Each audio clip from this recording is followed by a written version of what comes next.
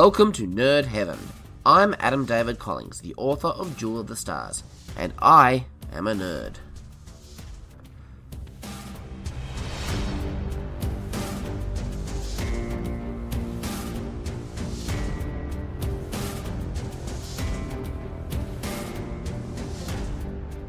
This is episode 8 of the podcast. We're getting closer to the end of the 10 episodes and movies that I recommend you watch before Star Trek Picard. This time, we pick up right where we left off last week, with Star Trek Voyager, The Gift. The description on IMDb reads, 7 of 9, the Borg drone that Voyager severed from the collective tries to resist as her natural human physiology tries to regenerate. It's up to Captain Janeway to convince her to embrace her humanity and join the Voyager crew. Meanwhile, Kessa's telekinetic powers grow to such a point that she can no longer control them. In order to prevent Voyager from being destroyed, she decides she must leave the ship. And this episode first aired on the 10th of September 1997. Let's do it.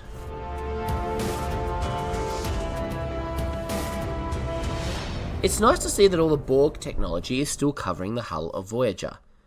It's a little depressing that this is praiseworthy, but Voyager was infamous for pushing the reset button and setting everything back to the status quo. Of course, by the end of this episode, Voyager will be all back to normal again, but you can't have everything.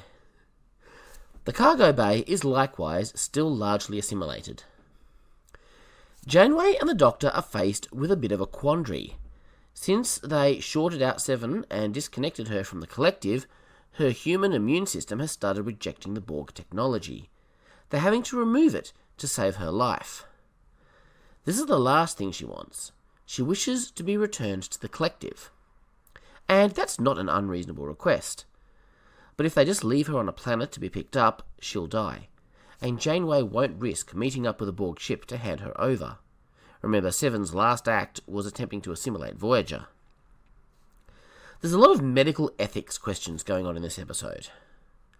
Meanwhile, Kessa's telepathic abilities are still in a state of hyperstimulation since her contact with Species 8472. She's developing telekinetic abilities. We get a little backstory about Seven.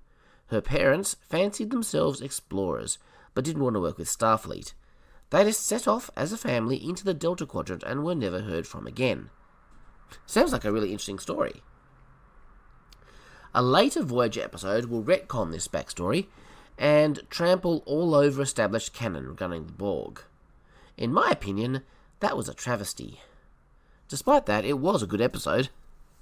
In any case, in a lot of ways, Seven's story mirrors Hugh's story, in that it's opposite. Hugh embraced his newfound individuality and wanted to stay on the Enterprise. He only went back to protect his new friends. Seven wants very much to return to the collective, but Janeway isn't giving her a choice.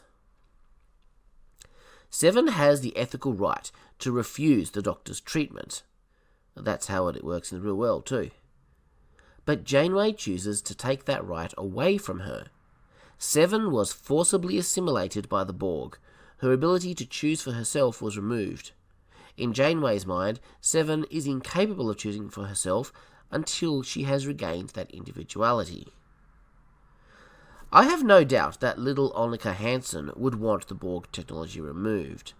But Seven isn't Annika anymore. It's a very complex issue. Kessa's superpowers are proving to be very useful in sickbay. She locates and dissolves a Borg implant that is killing Seven using her mind.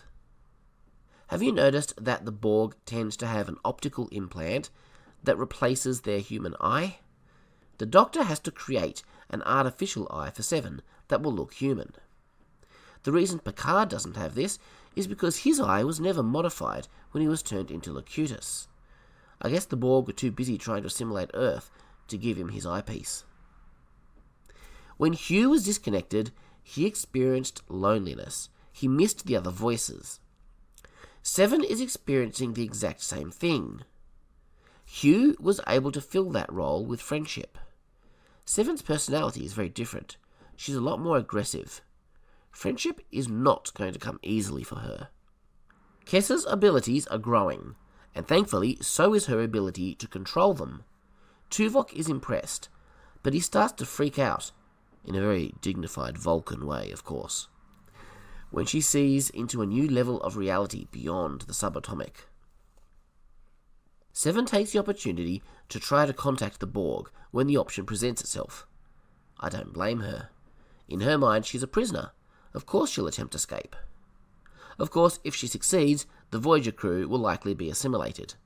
Luckily, Kes is there again to use her superpowers to save the day. But the use of her powers is damaging the ship. There is some fascinating irony to Seven's impassioned speech. "We do not want to be what you are," she says. We've heard those words spoken by humans to Borg. Seven makes some convincing arguments that Janeway is being hypocritical. And there is the implication that even after Seven regains her individuality, if she chooses to return to the collective, Janeway may not allow it. Assuming you've watched this episode before, you know that Kes will be leaving the show here. She and Neelix have one last date together. We haven't really seen them together like this in a long time. I was never a fan of the Neelix-Kes breakup. First of all, it makes zero sense.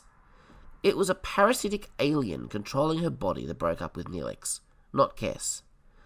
But after she was herself again, somehow, for some reason, they're not together anymore. But even if it had been done in a logical way, I still wouldn't have liked it. Theirs was a sweet and loving relationship, and it was a very welcome addition to Star Trek. I was not keen on Kes leaving the show either. Don't get me wrong, I love that we got Seven. She was an interesting character.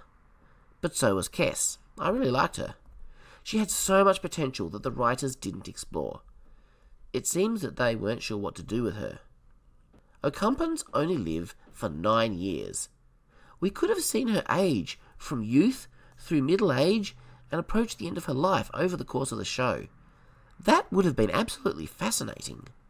Plus, Jennifer Lien was an amazing actor. But, oh well. Now here's where it gets weird. Kes admits to Neelix that she still loves him. She always will.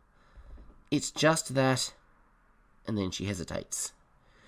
And then Neelix makes a joke about her hating his cooking. She's never able to explain why their relationship ended. Because there is no answer. Because the writers couldn't provide one. Because the whole thing was rubbish and made no sense. Okay, rant over. When Kes explains what's happening to her, Neelix replies with, "That sounds..." And then he stumbles over his words and ends with, "Interesting." I love that line, so wonderfully delivered by Ethan Phillips. It's kind of how I feel when my wife talks about medical stuff, or how she feels when I talk about computer programming. So Kes is ascending to a higher plane, or converting into an energy being, or becoming godlike, whatever you want to call it. She's dissolving into superhumanness.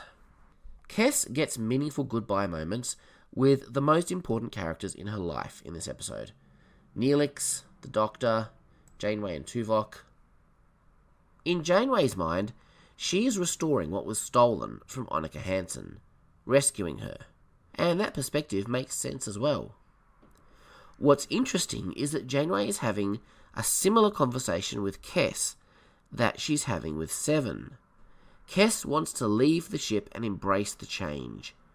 Janeway doesn't want to let her go. She's not convinced it's the best thing for Kes. "It's my choice," she says. "Would you really try to stop me?" The exact same question that Seven is asking. In this case, Janeway says, "No, I won't force you to stay." So, is this a double standard? From Janeway's perspective, Kes is of sound mind, while Seven is an instrument of the continuum. I really like how the two character plots mirror each other thematically in this episode. The tension as they try to get Kes off the ship before she blows it up is pretty good. There's no real question anymore. Kes is a danger to the ship. She can't stay. And this is nice. Kes gives her friends a parting gift. She uses her superpowers to thrust Voyager well clear of Borg space, 10 years closer to home. Voyager would often get little jumps forward like this from time to time, but this was the first time, and man did it feel triumphant. The episode closes with our first glimpse of 7 of 9, the human. She has agreed to remain on board. She has a long journey ahead of her, but this is the beginning. Her origin story has now been told. We know from the trailer that the 7 we see in Star Trek Picard will be a very different person than the one we get to know in Voyager. She grows a great deal on this show, and she's obviously continued to grow since Voyager ended. So, are you looking forward to seeing 7 again in the new show? I'm certainly looking forward to seeing who she has become and learning what she's been up to all these years. And it's nice to see that they're finally no longer dressing her in that ridiculous tight catsuit. Well, next time we're looking at the infamous Star Trek Nemesis. Yes, it's the movie that everyone hates, but it's very important because it presents us with the TNG characters as we last saw them. There's a lot of setup in this movie that the new one will pick up on, so it's vital viewing. It'll be an interesting experience. I'll see you then. Live long and prosper. Make it so.